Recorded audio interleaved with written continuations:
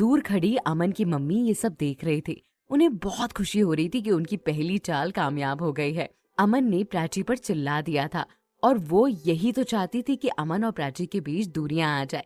उनकी पहली चाल कामयाब हो गई तो उनकी खुशी का तो ठिकाना ही नहीं रहा। अमन के जाते ही प्राची उदास होकर बाकी के काम निपटाने लगी, पर उसका मन किसी भी काम में नहीं लग रहा था। अमन ऐसे गुस्से में कंपनी चला गया था। ये बात उसे परेशान भी कर रही थी कि कहीं अमन दिन भर भूखा ना रहे गुस्से में। इधर अमन ऑफिस पहुंचा तो देखा ऑफिस का माहौल बड़ा ही नर्म नर्म सा है। सबके चेहरे पर एक अलग ही मुस्कान है। सब ऐसे मुस्कुरा रहे थे जैसे सबकी लॉटरी लग गई हो। अमन के ऑफिस के कदम रखते ही सारे वर्कर्स एक साथ चिल्लाए, कॉन्ग्रेचुलेशन सर। ये सुनकर अमन ने मुस्कुराकर सबको थैंक यू कहा और अपने केबिन में चला गया। वो समझ गया था कि इन सबके चेहरे पर किस चीज की खुशी थी। सबको इसी चीज की खुशी थी कि अमन और प्राची की शादी हो गई और वो लोग आयशा से बच गए। अमन केबिन में बैठकर अपनी सारी फाइल चेक कर रहा था। तभी मैनेजर हसरत आए। मैनेजर हसरत के आते ही अमन उन्हें देखकर बोला, हाँ तो आप कौन सी फाइल के बारे में बात कर रहे थे? और जो मीटिंग पोस्टपोन हुई थी, इस मीटिंग का क्या हुआ? वो मीटिंग हम आज रख रहे हैं। सॉरी सर, पर आज वो मीटिंग नहीं हो सकती। क्यों नहीं हो सकती? अमन ने चौंक कर कहा। दरअसल हमारे क्लाइंट रावत सर जिनके साथ मीटिंग होनी थी वो अभी कहीं बाहर गए हैं, I mean out of station. तो ऐसे में उनके साथ मीटिंग करना अभी पॉसिबल नहीं है। ठीक है, तो एक काम करो, हमारे जो भी कॉन्ट्रैक्ट पेंडिंग है उनकी डिटेल लाकर मुझे दे दो, ताकि मैं बाकी की चीजें चेक कर लूं और कब तक कंप्लीट हो जाएंगे ये भी देख लूं। और जब से मैं नहीं आ रहा हूं तब से कितने कंप्लीट हो गए हैं ये भी आप बता दीजिए। सर ऑलमोस्ट सारे कॉन्ट्रैक्ट साइन है और कंप्लीट भी हो चुके हैं। वो रूबल चौधरी वाला कॉन्ट्रैक्ट ही रह गया है। ये कहते कहते मैनेजर हसरत रुके तो अमन उन्हें गौर से देखकर बोला, वो कॉन्ट्रैक्ट क्यों रह गया है? उसे भी तो जल्दी कंप्लीट करो, उसकी भी तो एक डेट थी ना, उसकी डेट तो निकल चुकी है ना साइन करने की। जी सर, बट क्या बट बोलो ना, अमन ने गुस्से में कहा। नहीं चाहते हुए भी रूबल चौधरी की कंपनी को मेल किया था तो उनके यहाँ से मेल का रिप्लाई आया है कि वो ये कॉन्ट्रैक्ट करना नहीं चाहते और वो ये डील कैंसिल कर रहे हैं। क्या? What the hell you are talking? हाँ, अमन ने चौंक कर अपनी चेयर से उठते हुए कहा। यस सर, उनकी यही मेल आया था। आपको बिलीव नहीं है तो आप खुद चेक कर लीजिए। वो ऐसा नहीं कर सकते, हमारा इस कॉन्ट्रैक्ट में बहुत सारा पैसा फंसा हुआ है। हमने इस पर 15 करोड़ रुपए लगाए थे। 15 करोड़ कोई मामूली रकम नहीं होती। इतना पैसा लगा हुआ था और वो ऐसे कैसे कॉन्ट्रैक्ट कैंसिल कर सकते हैं? उन्हें ये डील किसी भी हाल में करना होगा। उन्होंने ऐसा क्यों किया?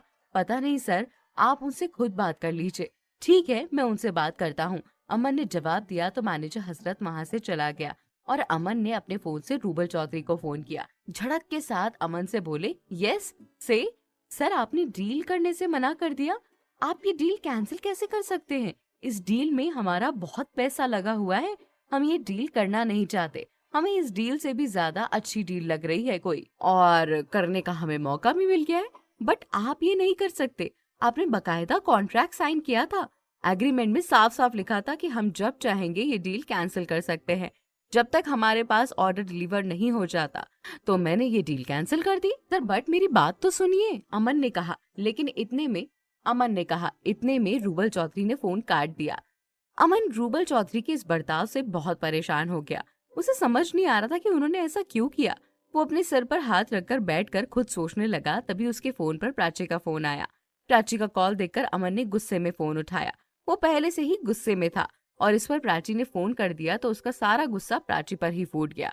फोन उठाकर अमन चिल्लाकर बोला, हाँ बोलो, क्यों फोन किया? मैंने ये जानने के लिए फोन किया था कि तुमने कुछ खाया या नहीं। तुम ऐसे बिना ब्रेकफास्ट के क्यों चले गए थे? तुम वहीं कैंटीन में कुछ खा लेना, प्राची ने घबराते घबराते कहा। हाँ, बच्चा नहीं हूँ, मुझे भूख लगेगी तो मैं खा लूंगा, अमन ने गुस्से में इतना कहकर फोन काट दिया। अमन का ऐसा बर्ताव देखकर प्राची को बहुत हैरानी हुई। सुबह तक तो अमन बिल्कुल नॉर्मल था, अचानक क्या हो गया? क्या सैंडविच में नमक ज्यादा होने की वजह से इतना नाराज है या कोई और बात है? इतनी सी बात पर कोई इतना नाराज कैसे हो सकता है? इस बात पर प्राची हैरान हो रही थी। तभी अमन की चाची ममता ने किचन में आकर कहा, खाना तुम बना रही हो या मैं बना लूं? अमन की चाची ने सवाल किया। इतने में अमन की मम्मी अंदर आते हुए बोली, खाना मैं बनाऊंगी। सुबह सैंडविच में नमक ज्यादा था तो मेरा बेटा बिना खाना खाए हुए गया है। अगर उसे लंच भी अच्छा नहीं मिलेगा तो वो गुस्सा हो जाएगा, इसीलिए अपने बेटे के लिए मैं खाना खुद बनाऊंगी। उन्होंने प्राची को घूरते हुए कहा तो प्राची साइड में हो गई और किराने में खड़े होकर जी मम्मी, आप बना लीजिए, आपको जो भी चाहिए मैं देती हूँ। ये सुनकर अमन की मम्मी ने गुस्से में उसे घूरा और फिर खाने की तैयारी करने लगी। इधर रूबल चौधरी की डील की वजह से अमन काफी परेशान था। वो चेयर पे बैठकर अपनी इन्वेंट्री की फाइल चेक कर रहा था। तभी फिर से उसका फोन बजा, लेकिन इस बार फोन पूजा का था। फोन उठाकर अमन ने एक हल्की सी थकी आवाज में कहा, हाँ पूजा बोलो। अमन, मैं पूजा का हस्बैंड शिवाय बोल रहा हूँ। हाँ हाँ शिवाय बोलो, क्या हुआ? अमन, पूजा के एक न्यू बॉर्न बेबी बॉय ने जन्म दिया है। वाओ दैट्स ग्रेट, अमन ने खुश होकर कहा। हाँ, आज सुबह ही पूजा ने बेबी को जन्म दिया है और वो चाहती थी कि तुम और प्राची मिलकर उसे देखने आओ। उसने मुझे अभी ये बात कही तो मैंने तुम्हें फोन कर दिया और बता दिया। तुम लोग आओगे ना? पक्का? पक्का मैं आऊंगा और प्राची को भी साथ ले आऊंगा, अमन ने खुश होकर कहा। ठीक है, तुम लोग यहाँ आकर मिल लेना।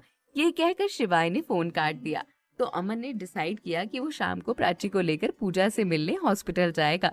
और जाता भी क्यों नहीं, पूजा उसकी बचपन की बेस्ट फ्रेंड थी और इतने अच्छे मौके पर तो जाना बनता है। हाँ, पर वो अभी भी रूबल चौधरी की बात से परेशान जरूर था। वो प्राची से नाराज नहीं था, वो बस रूबल चौधरी की हरकत की वजह से नाराज था और इन सब का गुस्सा प्राची पर उतार रहा था। शाम को ऑफिस से घर लौट कर आया और अपने कमरे में जाकर प्राची से बोला, प्राची तुम तैयार हो जाओ, हमें कहीं चलना है। ठीक है, प्राची ने बस इतना ही जवाब दिया तो अमन बोला, पूछोगी नहीं कि कहाँ जाना है? तुमने ही तो कहा था कहीं जाना ही होगा, इसमें सवाल जवाब करने की क्या जरूरत है? प्राची ने अनमने मन से जवाब दिया और तैयार होने लगी। अमन समझ गया था कि प्राची किस बात पर रूठी हुई है। अभी अभी जिंदगी की इस मीठी शुरुआत के बीच इतनी कड़वाहट भरने लगी थी। ये तो सही नहीं था ना। अभी दोनों को एक दूसरे को समझना बाकी था, एक दूसरे के साथ एडजस्ट करना बाकी था, एक दूसरे का साथ निभाना था। पर इसके विपरीत दोनों एक दूसरे से मुंह फुलाने लगे थे। 2 दिन ही तो हुए थे शादी के, जहाँ प्रेम युगल को एक हुए एक दूसरे को टाइम कैसे देते? हाँ, वहाँ ये दोनों अपने अपने काम में व्यस्त होकर एक दूसरे पर अपना गुस्सा उतार रहे थे। तो तैयार होकर प्राची नीचे आई और गाड़ी में बैठकर अमन के साथ चली गई। गाड़ी में भी प्राची ने अमन से कोई बात नहीं करी, ना कोई सवाल किया। अमन भी चुपचाप बैठा रहा। वो भी प्राची से कुछ नहीं बोला क्योंकि वो रूबल चौधरी की बात से परेशान था। अब आगे क्या होगा, ये बातें जानने के लिए इंतजार। ये एपिसोड कैसा लगा कमेंट जरूर कीजिएगा।